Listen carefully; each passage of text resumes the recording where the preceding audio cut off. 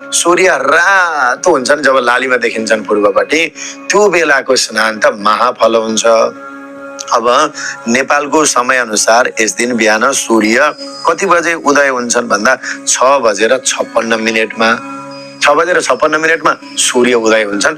त्योभन्दा अगाडि अरुणोदय बेला हो, सूर्य रातो भएको बेला स्नान गरेर सूर्यलाई अर्घ्य प्रदान गर्यो भने त्यो महाफल हुन्छ। एकै दिनको सूर्यको पूजा आराधनाले आरोग्य, धन, सम्पदा सबै मिल्छ।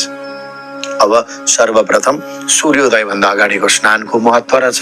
हामी तीर्थ, तलाउ, नदी, नाला सधैँभरि पुग्न सक्दैनौँ, तर यस्तो पावन दिनमा घरैमा पनि बिहानै उठेर स्नान गर्ने।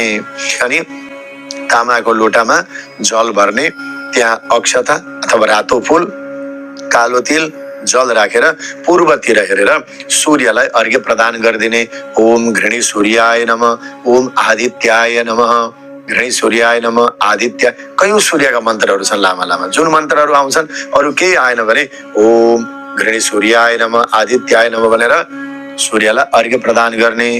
अनि सूर्यलाई सम्झेर, रथ सप्तमीलाई सम्झेर परिक्रमा गर्ने बिस्तारी। ओम आदित्याय नमः, दाहिने सो घुमेर ओम आदित्याय नमः, आदित्याय नमः भनेर आफू बसेको ठाउँबाट 7 चोटि सूर्य नारायणको 7 चोटि सूर्यलाई प्रणाम गर्ने परिक्रमा गर्दै।